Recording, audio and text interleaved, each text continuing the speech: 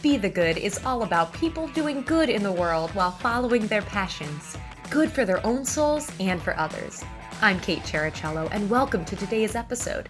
If you are enjoying these stories, please subscribe and leave a review on Apple Podcasts. It would mean so much.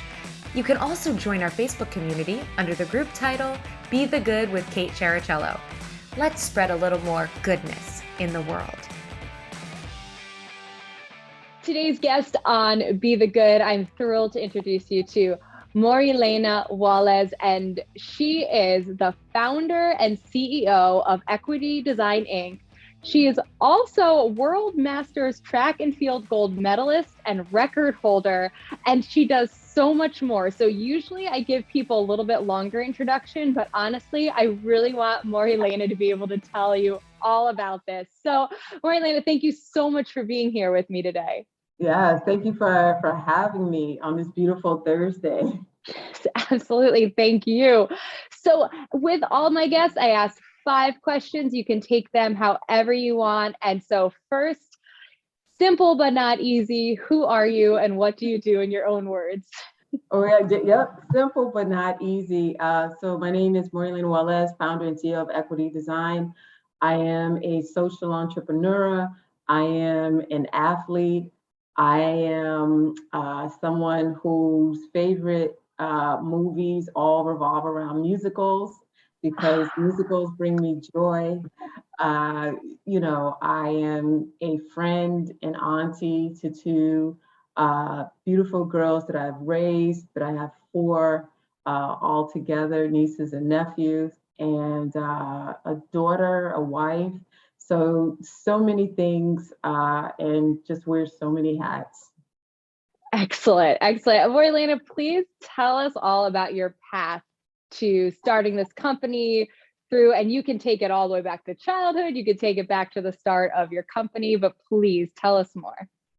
I think I knew, it's funny, I was just talking to my mom about how, growing up, we were just always so resourceful. So, where we lived was on the Upper West Side, and that was by design.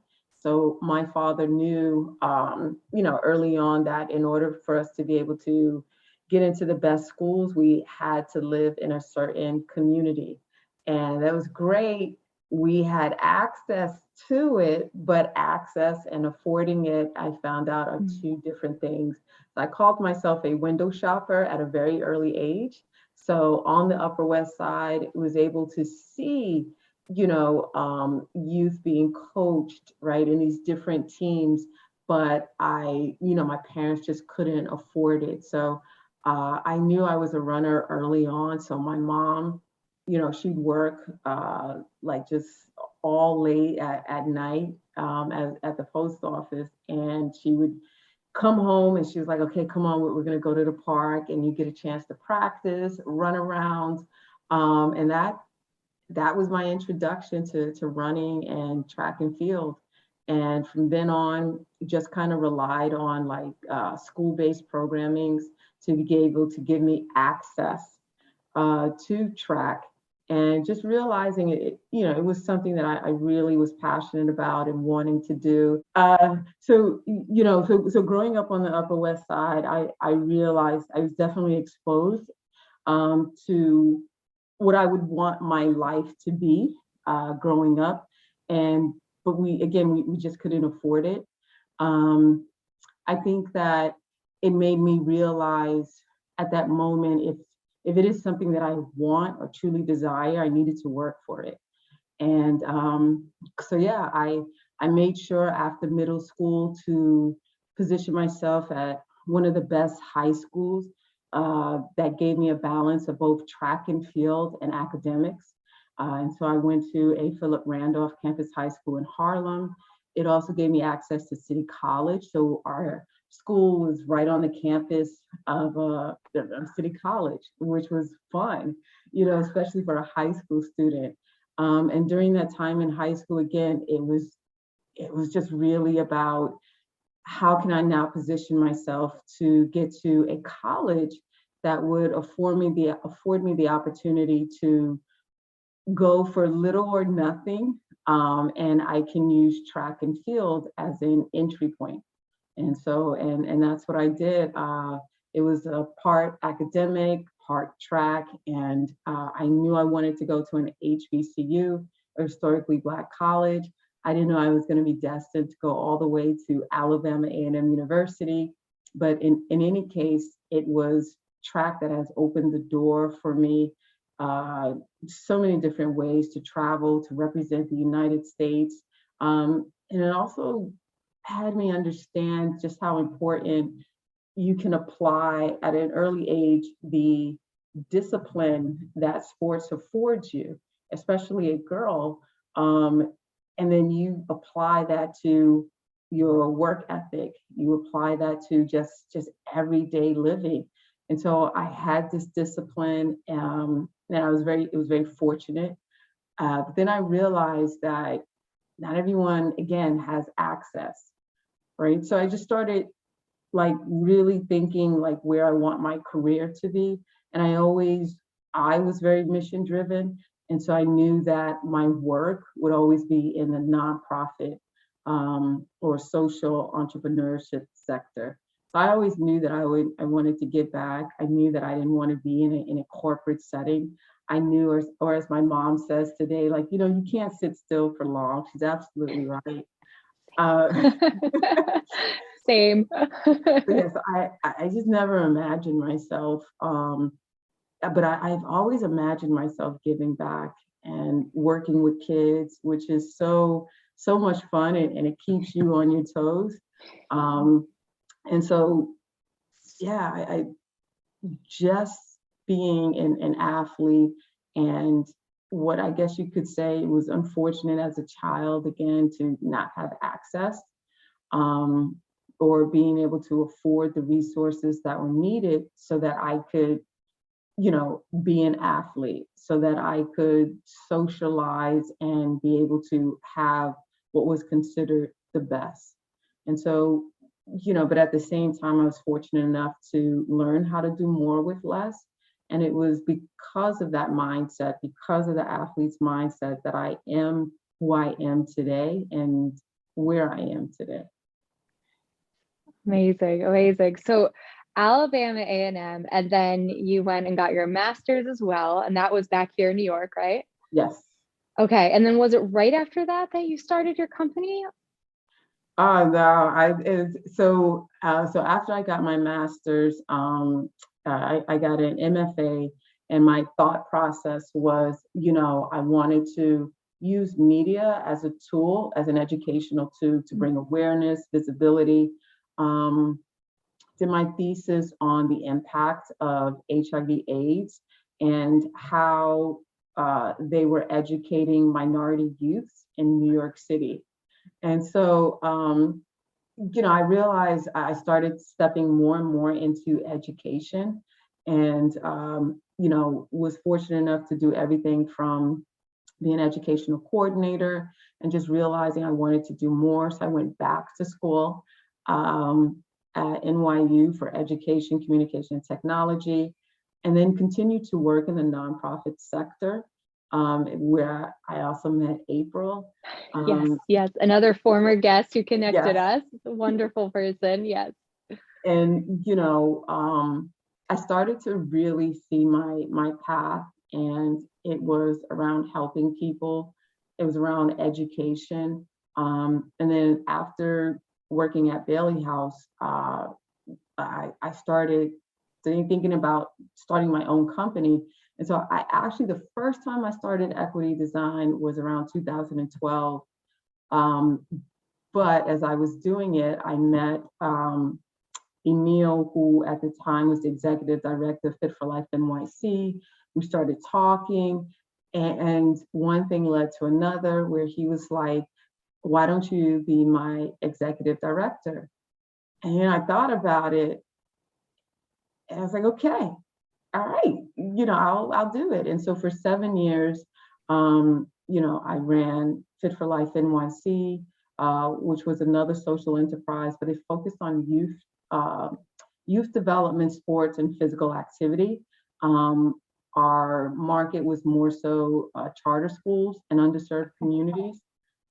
And it was such a great experience, being able to, one, connect those that lived in the community with our org to work for us in the schools and the communities that they lived in. And so to be able to say to someone like, you can have an impact as a coach, right? You can have an impact through basketball, through track, through flag football. That was what was so exciting for us, and the number of kids that we served in each of these communities. And so so Fit for Life NYC was acquired, which wasn't a bad thing, right? That was a testimony to the good work that we were doing and how far we've come as a business. After it was sold, that's when I started thinking, what do I want to do? And I was like, there's still more work to be done, but I want to do it different. And what I realized is that those 7 years, we were chasing like, how many kids can we serve? How many kids we can serve? And it is measurable. The fact that you can impact X amount of lives through the organization, through sports, through health. But the numbers weren't budging. And so when I say the numbers, right, the numbers in the Bronx around health disparities, the numbers in East New York and East Flatbush, they remain, Brownsville, they remain the same. So it made me think like the work we did, like it wasn't anything, but there was no like real impact. There was still childhood obesity. Those numbers didn't move.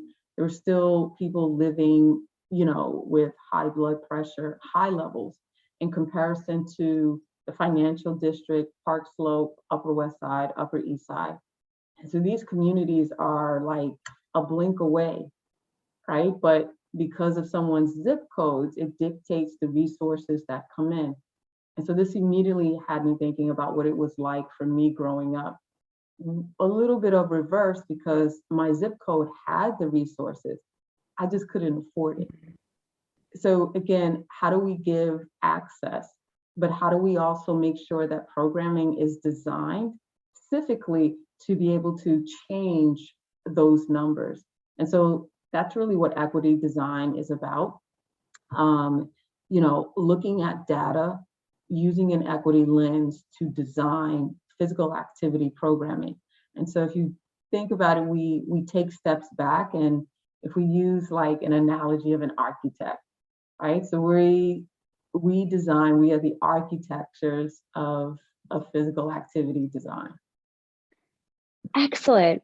So Maurelehena, I love all of this, and it's so amazing how every step in the journey like leads you to your passion. That's been a very recurring theme throughout this whole show, and I love it so much. Tell me about some good news moments about now students that you've gotten to observe who have really benefited from equity design, or things that have happened for you because of what you've done.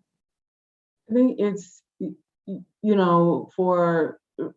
for those 7 years, of being the executive director, Fit for Life NYC, I got a chance to, I was in a really good position with the CEO he gave me an opportunity to grow as a leader, right? And he really took a chance on me.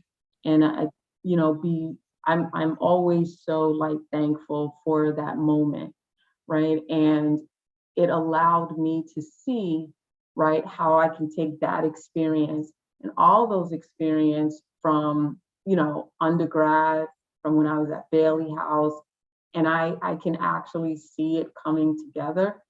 And so I think that the next part of it is realizing like, I can do this, and you would think, right? You're like, oh, you look at your resume, of course you can do this, but there's nothing like having and feeling the confidence and believing in yourself. And, my mom believes in me, my husband, like all of these people, but it's nothing like you stepping back and realizing like, I am doing the damn thing. And, I came to that point when, so a lot of the work that we do, we realize during our discovery and our data, that it's not really the kids we should be working with, it's the adults. And because it's the adults that do not have the healthy relationship to physical activity. And therefore, it may not be a priority in the classroom, within their organization, or in the community, because they don't know how. And that's okay, right? That's a part of the reason why we exist. And so I'm fortunate enough to partner with On running a sneaker and running apparel company. And, they gave me the right to run grant and to focus specifically on PS32. And so we came up with the goal, we came up with what is it that we need to do to increase physical activity with the teachers. And then ultimately, within the next 3 years, how do we increase physical activity within the East Tremont section of the Bronx community? And during the first couple of months, we had an opportunity to work with a celebrity fitness trainer for the Marvel superheroes, Don Saladino. We had an opportunity to work with not only him, but also with Winter Soldier, if those are familiar with Marvel, so Sebastian Stan. And we, with a group of teachers from the Bronx, we climbed the Empire State Building together. And I think right before we started, right, the race, the stair climb, one of our program associates, or two of the program associates came up to me like, Ms. Walles, they're asking for you. And so we came over, and it was like a step and repeat that the Empire State Building set up. And, all the celebrities came over, and, they were like, we're doing this for equity design and the communities that they serve in the Bronx. And so like at that moment was like just emotional, because I was like, yo, that's me, right? Like it just goes back to like, yo, I'm doing the damn thing. Like I still got a Metro card. I'm not riding in no Benz or anything like that. It's me, my Metro card, sitting on the train, going from place to place. And the fact to be able to hear this and to be able to climb 86 flights with New York City or Bronx teachers who some of them never been to the Empire State Building, to cross the finish line, and for them to be so happy that they did it, that they were going to go tell their students the next day that they can do whatever it is possible, to finish the race and to come back downstairs, and Sebastian Stan has pizza for us and says, I waited, and because one of the teachers, we were the last ones to come in, and we stayed together, right? And for him to say, I'm here for you all, I'm here for equity design, I'm here for these teachers, that meant everything. So it was at that moment where I'm like, this is definitely puts a stamp on what I should be doing and what I can do.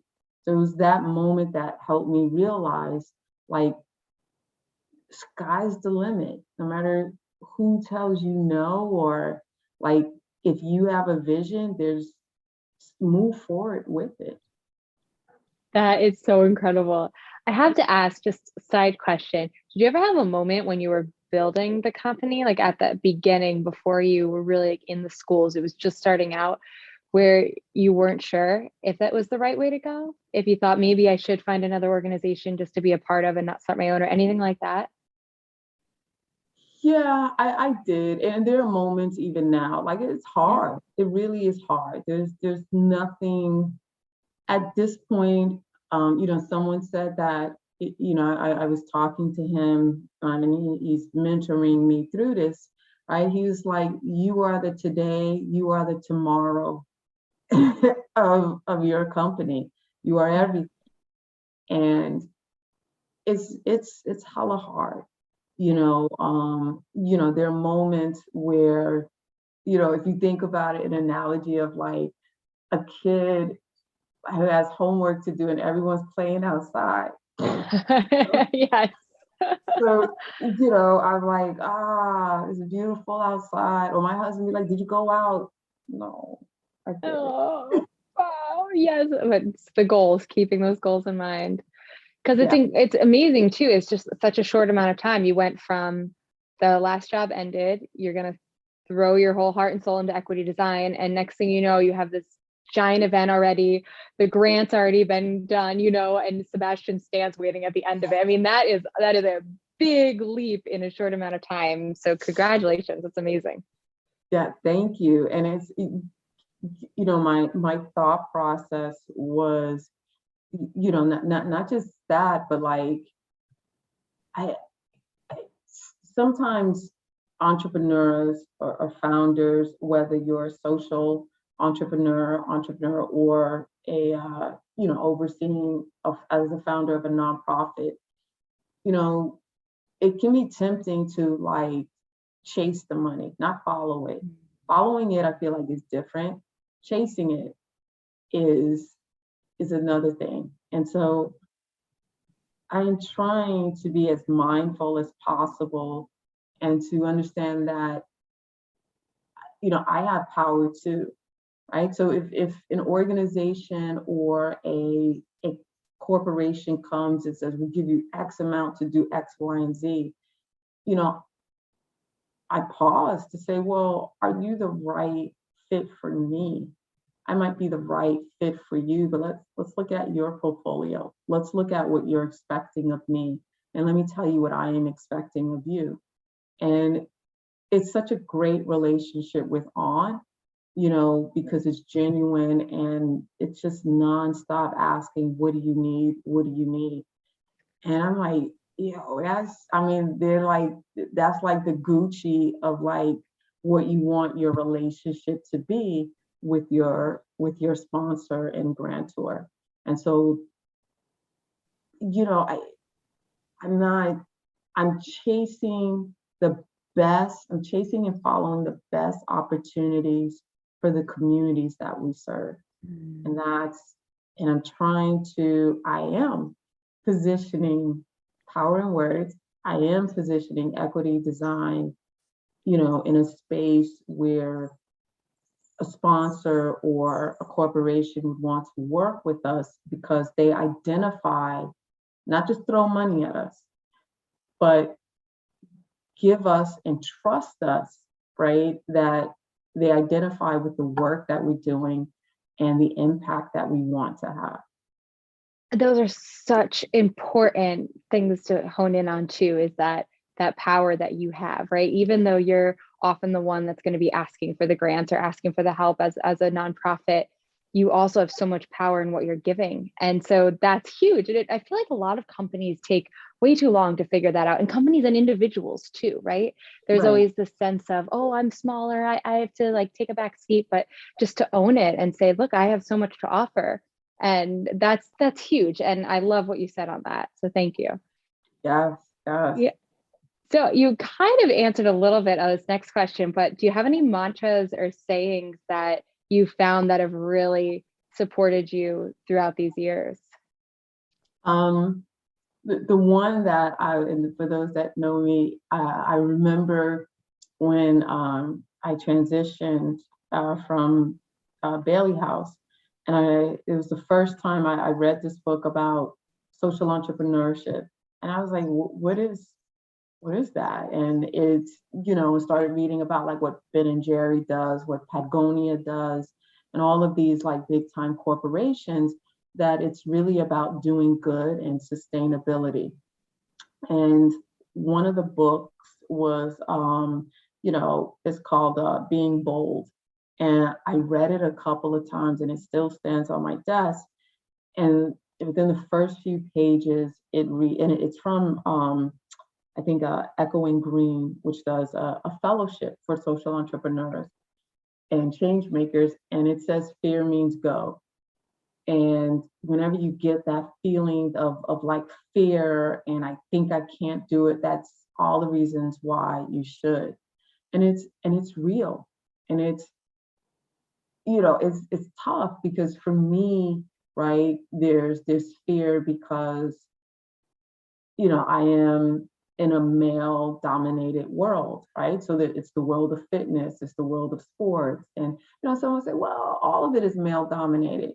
Yeah, but there's something about like sports, and there's something about like, when we look at PE teachers and coaches, like, as a matter of fact, the NFL just recently hired, it's one of his first female coaches. The MLB made history in 2022, which, sidebar, celebrated, yes, but it just shouldn't take that long for these things to happen.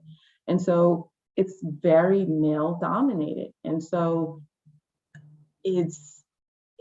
I have to constantly think, right, of like, what is this person going to say? What is that? And it is in the back of my mind, but I continue to assert myself and push forward because I know that I'm supposed to be here. I know I'm supposed to have a seat at the table. I know I'm supposed to be on this court. I'm supposed to be on this track. I'm supposed to be facilitating this group. And so when that moment of fear clicks in, just take a deep breath and just go for it. I love that. I love that so much. Maurelehena, please tell us about this has been a new question for this season. And if someone came to you and they want to make a difference, but they don't know where to start, what would you tell them? I think that the first part is to, I saw this commercial today where this guy had went out on the beach and he had saw all this garbage and he got this rake and attached it to his truck and pulled all of the garbage on the beach. And then the next day he came out and the turtles came out. And so the fact no one told him, right? He saw a problem and he just started working on it. And I would say the same thing. If you see a problem, right, think about who you can attach yourself to really help, right? And the other thing that I say is, think about why, because the parts that frustrates me, that there's good in everyone and wanting to help. But the part that frustrates me is you get those individuals, right, who want to do good, and as soon as something happens or they lose interest, they about face and go away. And what I always say to that is, well, the person who is impacted by the problem, right, doesn't have the opportunity to just about face and go away. This is their life. So I always say, when you think about volunteering, when you think about diving in, right, ask yourself, what is my capacity? And be real with it. My capacity is 1 hour a day. Cool. My capacity is, what? I want to do something more online. I want to create visibility. Cool. So that's the first step. Think about your capacity and be mindful of the organizations, like if you're volunteering, the organizations you volunteer with, because they're taking their time, right? And so I'm always, I'm just always mindful of other people's time, the work, the space that they set up to include me. So again, great that you want to do good, but also be honest with yourself around the capacity around, well, I have my job, I have my family, all of these things that I love to do, but I want to be able to make a difference. You don't have to, don't have to start out big. Think about, well, maybe what can an hour a day do? What can 10 hours a week do? You know what? I want to transition and be a board member. I want to be a volunteer. So again, start small because you're trying it out too, just as much as the organization is trying to figure out if you may be a fit in volunteering with them. That is great advice. And it really, I mean, with anything in life, right? When you start too big, tend to get burnt out, confused, frustrated. So start small and you just keep building. Yes. Excellent. Now, where can we follow you and Equity Design? Please tell us. So we are on Instagram. You can do at Equity Design Inc. So Equity Design Inc. And that's really our base. I'm gonna be honest with you. It's a heck of a hard time trying to keep up with social media. We do our best, but we also acknowledge, especially if someone writes us a note or have some questions around how can they get involved. EquityDesignInc.com. Excellent. Yes, Yeah, and that has a lot of resources too. and yeah, definitely. And so you can email us through our website, or you can hit us up, you know, via Instagram, and with anything that you want to know about the communities that we serve and the work that we do. Excellent. I can't thank you enough for your time, Maurelehena, and all of the great inspiration and advice today. Thank you so much for all you're doing. I appreciate you. Thank you so much, Kate. Thanks so much for listening to Be the Good with Kate Chericello. Whether you're listening on YouTube or via podcast, it would mean the world if you liked, subscribed, and or left a review. You heard about the good? Now go out and be the good in your life this week. If you have stories of good news that need to be shared, please send me a message. Thanks again, and have a great week.